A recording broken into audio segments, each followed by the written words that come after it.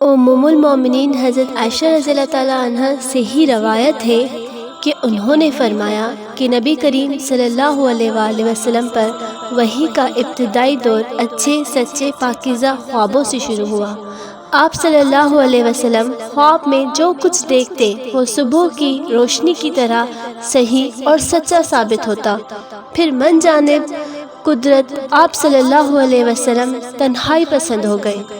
آپ غار حرا میں خلوت اختیار فرماتے اور کئی دن اور رات مسلسل عبادت اور یاد الہی اور ذکر و فکر میں مشغول رہتے۔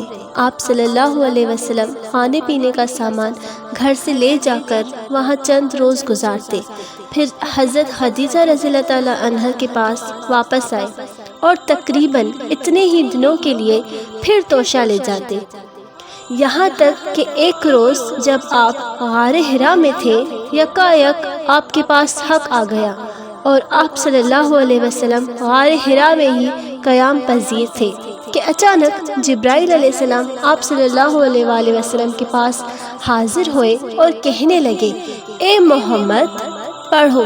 آپ صلی اللہ علیہ وسلم فرماتے ہیں کہ میں نے کہا کہ میں پڑھنا نہیں جانتا۔ آپ صلی اللہ علیہ وسلم فرماتے ہیں کہ فرشتے نے مجھے پکڑ کر اتنے زور سے بھینچا کہ میری طاقت جواب دے گئی، پھر مجھے چھوڑ کر کہا کہ پڑھو۔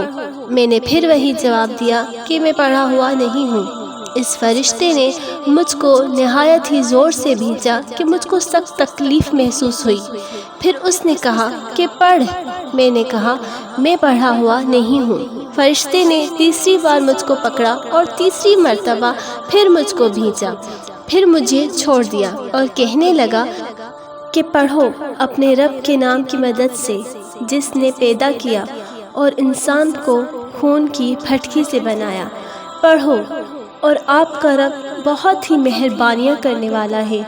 بس یہی آیتیں آپ صلی اللہ علیہ وسلم جبرائیل علیہ السلام سے سن کر اس حال میں غار حرا سے واپس ہوئے۔ آپ صلی اللہ علیہ وسلم کا دل اس انوکھے واقعہ سے کانپ رہا تھا۔ آپ صلی اللہ علیہ وسلم حضرت خدیجہ رضی اللہ تعالیٰ عنہ کے ہاں تشریف لائے اور فرمایا کہ مجھے کمبل اڑا دو، مجھے کمبل اڑا دو۔ لوگوں نے آپ صلی اللہ علیہ وسلم کو کمبل اڑا دیا۔ پھر جب آپ صلی اللہ علیہ وسلم کا ڈر جاتا رہا تو آپ صلی اللہ علیہ وسلم نے اپنی زوجہ محترمہ خدیجہ رضی اللہ تعالیٰ عنہ کو تفصیل کے ساتھ یہ واقعہ سنایا اور فرمانے لگے کہ مجھ کو اب اپنی جان کا خوف ہو گیا ہے۔ آپ صلی اللہ علیہ وسلم کی اہلیہ محترمہ خدیجہ رضی اللہ تعالیٰ عنہ نے آپ صلی اللہ علیہ وسلم کی ڈھارس باندھی اور کہا کہ آپ کا خیال صحیح نہیں ہے، اللہ کی قسم آپ کو اللہ کبھی رسوا نہیں کرے گا۔ آپ تو اخلاق فاضلہ کے مالک ہیں، آپ تو کنبہ پرور ہیں، بے قصوں کا بوجھ اپنے سر پر رکھ لیتے ہیں، مفلسوں کے لیے آپ کماتے ہیں، مہمان نوازی میں آپ بے مثال ہیں اور مشکل وقت میں آپ عمر حق کا ساتھ دیتے ہیں۔ ایسے اوصاف حسنہ والا انسان یوں بے وقت ذلت و خواری کی موت نہیں پا سکتا۔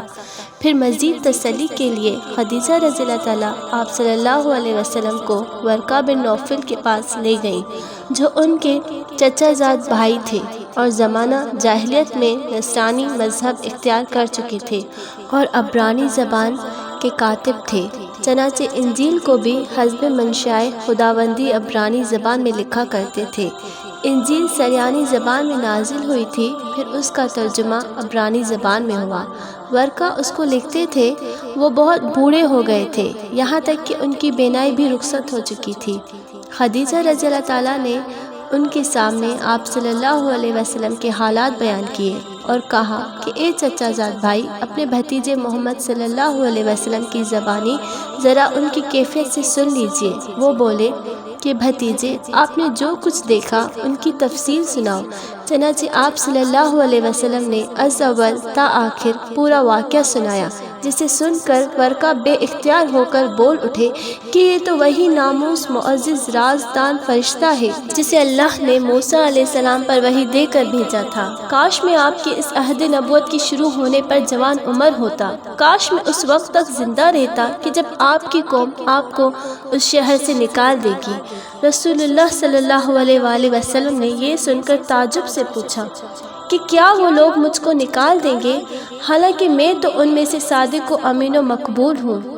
ورقہ بولا، ہاں یہ سب کچھ سچ ہے، مگر جو شخص بھی آپ کی طرح عمر حق لے آیا لوگ اس کے دشمن ہو گئے۔ اگر مجھے آپ کی نبوت کا وہ زمانہ مل جائے تو میں آپ کی پوری مدد کروں گا۔